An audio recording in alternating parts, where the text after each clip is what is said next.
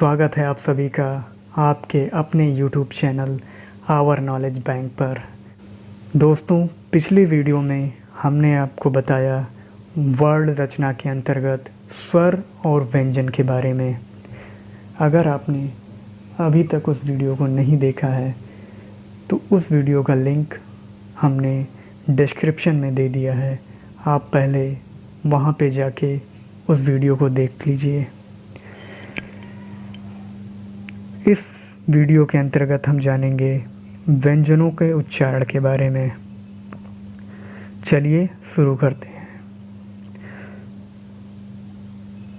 उच्चारण स्थान के आधार पर हिंदी व्यंजनों को 8 भागों में विभाजित किया गया है। जो उच्चारण स्थान है उस आधार पे जो हिंदी व्यंजन हैं उनको हम 8 भागों में विभाजित करते हैं। पहला है हमारा कंठ व्यंजन। कंठ यानी गले से, जो ध्वनि गले से उत्पन्न होती है। जिन व्यंजन ध्वनियों के उच्चारण में जीभ के पिछले भाग से तालु का स्पर्श होता है। जीभ के पिछले भाग से तालु का स्पर्श होता है, तब जो ध्वनियाँ उत्पन्न होती हैं, मतलब जो कंठ से जो ध्वनियाँ उत्पन्न होती हैं वो कंठ व्यंजन कहलाते हैं। जैसे क, ख, ग, घ, अंग, ये सब कंठ व्यंजन हैं। दूसरा है तालव्य व्यंजन। तालव्य यानी तालु। जिन व्यंजन ध्वनियों के उच्चारण में जीभ के आगे का भाग कठोर तालु को स्पर्श करता है। कंठ व्यंजन में जीभ का पिछला हिस्सा तालु को स्पर्श करता है और तालव्य व्यंजन में जो आगे जीभ के आगे का भाग तालु को स्पर्श करता है, तब जो ध्वनियाँ उत्पन्न होती हैं वो तालव्य व्यंजन या तालव्य ध्वनियाँ कहलाती हैं। जैसे च, छ, ज, झ, ञ और य, श, ये सब तालव्य व्यंजन में आते हैं। आप भी इनका उच्चारण करके देखिए तो आपको ज़्यादा ये समझ में आएगा। तीसरा है हमारा मूर्धन्य व्यंजन। कठोर तालु के मध्य का भाग मूर्धा कहलाता है। तालु के जो मध्य का हिस्सा है बीच का, वो मूर्धा कहलाता है। जब भी जीभ को मोड़ने पर जीभ के आगे का हिस्सा तालु के मध्य भाग को स्पर्श करता है तो उत्पन्न होने वाली ध्वनि मूर्धन्य व्यंजन कहलाती है। जीभ को जब हम मोड़ते हैं तो जीभ के आगे का हिस्सा जो हमारे तालु के मध्य भाग को स्पर्श करता है, तब जो ध्वनि उत्पन्न होती है वो मूर्धन्य व्यंजन कहलाती है।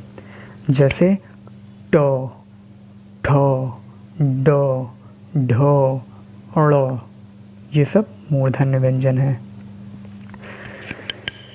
दोस्तों, अगर आप चैनल पे नए हैं तो चैनल को सब्सक्राइब करिए।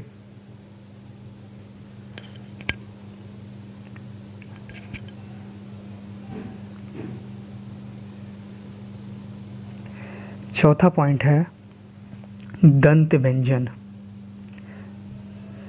दंत यानी दांत। जिन व्यंजनों के उच्चारण में जीभ के आगे का भाग ऊपरी दांतों को स्पर्श करता है दंत व्यंजन कहलाते हैं।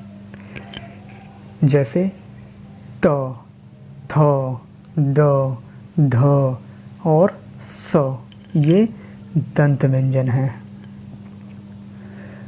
पांचवा है हमारा ओष्ठ व्यंजन। ओष्ठ यानी ओठ।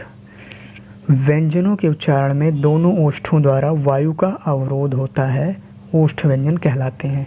मतलब ये ध्वनियाँ ऐसी हैं जब हम इनका उच्चारण करते हैं तो दोनों ओष्ठों द्वारा वायु का अवरोध होता है। जैसे प, फ, ब, भ, म, मतलब वायु हम अंदर नहीं लेते हैं, वायु की रुकावट होती है, अवरोध होता है। छठवां पॉइंट है हमारा दंत्योष्ठ व्यंजन। दंत्योष्ठ यानी दांत और ओष्ठ, इन दोनों का इसमें उपयोग होता है।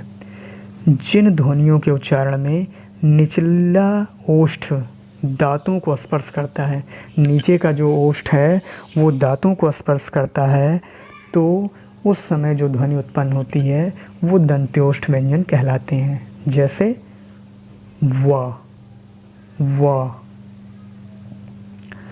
7वां पॉइंट है हमारा वर्ष व्यंजन। वर्ष यानी कि मसूड़ा।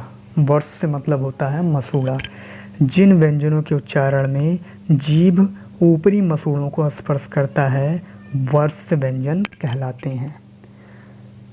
जैसे न, र, ल, ये सब वर्ष व्यंजन में आते हैं। 8वां पॉइंट और ये हमारा आखिरी पॉइंट है स्वर यंत्रमुखी। स्वर यंत्रमुखी या इसी को हम कहते हैं काकल्य व्यंजन। जिन व्यंजनों के उच्चारण में अंदर से आती हुई श्वास स्वर यंत्रमुखी पर जोर देती है। स्वर यंत्रमुखी यानी जिससे ध्वनि उत्पन्न होती है। तो जब श्वास हमारी स्वर यंत्रमुखी पर जोर देती है उस समय जो ध्वनि उत्पन्न होती है उसे स्वर यंत्रमुखी व्यंजन या काकल्य व्यंजन के नाम से जानते हैं। जैसे ह। दोस्तों, आई होप ये वीडियो आपको पसंद आया। अगर वीडियो आपको पसंद आया तो वीडियो को ज़्यादा से ज़्यादा लोगों तक शेयर करिए जिससे ये नॉलेज उनको भी काम आ सके। वीडियो को लाइक करिए और चैनल को सब्सक्राइब करिए। धन्यवाद।